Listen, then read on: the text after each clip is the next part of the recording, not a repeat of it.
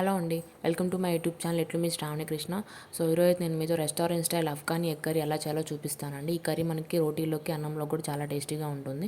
So first అయితే ఒక పెద్ద సైజు ఆనియన్ కట్ చేసుకొని పెట్టుకోవాలి. అలానే కొన్ని పచ్చిమిరపకాయలు, ఇందులో మనం కారం అయితే యాడ్ చేయమండి. సో స్పైస్ తగ్గట్టు పచ్చిమిరపకాయలు తీసుకోవాలి. అలానే కొంచెం కొత్తిమీర, ఒక 7-8 జీడిపప్పులు తీసుకొని ఒక ప్యాన్ తీసుకొని అందులో ఆయిల్ వేసుకొని ఆయిల్ కొంచెం హీట్ అయిన తర్వాత మనం తీసుకున్నటువంటి ఆనియన్, పచ్చిమిర్చి, జీడిపప్పు ఇందులో యాడ్ చేసుకొని ఆనియన్ మంచిగా ఫ్రై చేసుకోవాలండి. కలర్ ఏం చేంజ్ అవ్వాల్సిన అవసరం లేదు. కొంచెం ఆనియన్ అనేది మెత్తగా అయిపోయేంత వరకు ఫ్రై చేసుకుంటే సరిపోతుంది.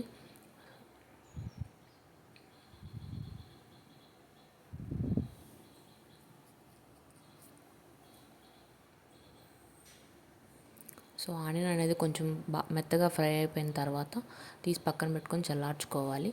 ఈ ఆనియన్ మొత్తం చల్లారిపోయిన తర్వాత మిక్సర్ జార్లో తీసుకొని అందులోనే ఒక టీ స్పూన్ అల్లం వెల్లుల్లి పేస్ట్ యాడ్ చేసుకోవాలి. మీ దగ్గర కనుక ఫ్రెష్ అల్లం ఉంటే కనుక మనం ఆనియన్స్ ఫ్రై చేసేటప్పుడే అల్లము, చిన్నులపాయలు కూడా వేసుకొని ఫ్రై చేసుకోవాలి. నా దగ్గర లేదు, సో అందుకని అల్లం వెల్లుల్లి పేస్ట్ యాడ్ చేశాను. అలానే కొంచెం కొత్తిమీర కూడా వేసుకొని కుదిరితే కొంచెం వాటర్ కూడా వేసుకొని ఫైన్ పేస్ట్ చేసుకొని పక్కన పెట్టుకోవాలి. ఇప్పుడు మనకి కర్రీకి కావాల్సిన పేస్ట్ అనేది రెడీ అయిపోయింది. నెక్స్ట్ ఒక ప్యాన్ తీసుకొని కొంచెం ఆయిల్ యాడ్ చేసుకోవాలి. ఆయిల్ హీట్ అయిన తర్వాత నేనైతే ముందే 4 ఎగ్స్ బాయిల్ చేసి పెట్టుకున్నానండి. ఆ ఎగ్స్ని కొంచెం ఘాట్లు పెట్టుకొని కొంచెం ఉప్పు, కారం, పసుపు వేసుకొని బాగా ఫ్రై చేసుకోవాలి. ఎగ్స్ అనేవి ఇలా ఫ్రై చేసి కర్రీలో వేసుకుంటే చాలా టేస్ట్ ఉంటుందండి.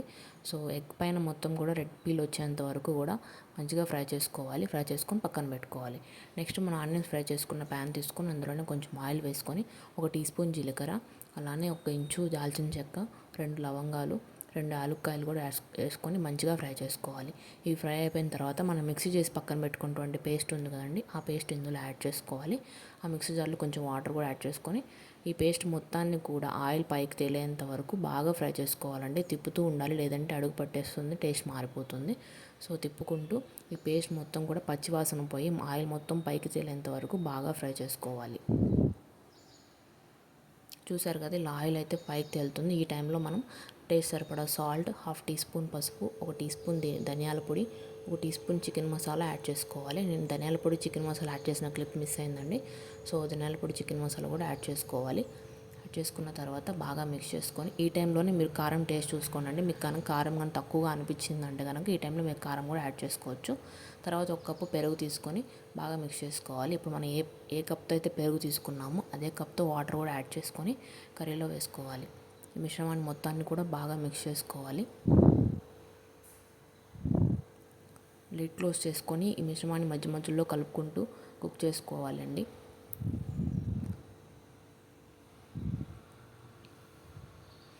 సో కొంచెం బాగా కుక్ అయిపోయిన తర్వాత మనం ఫ్రై చేసి పెట్టుకున్నటువంటి ఎగ్స్ కూడా ఇందులో యాడ్ చేసుకోవాలి. అందులోనే కొంచెం ఫ్రెష్ క్రీమ్ యాడ్ చేసుకోవాలండి. 1/2 కప్ వరకు ఫ్రెష్ క్రీమ్ యాడ్ చేసుకుంటే మనకు రెస్టారెంట్ స్టైల్ టేస్ట్ అనేది వస్తుంది. సో ఫ్రెష్ క్రీమ్ యాడ్ చేసుకున్న తర్వాత బాగా మిక్స్ చేసుకోవాలి.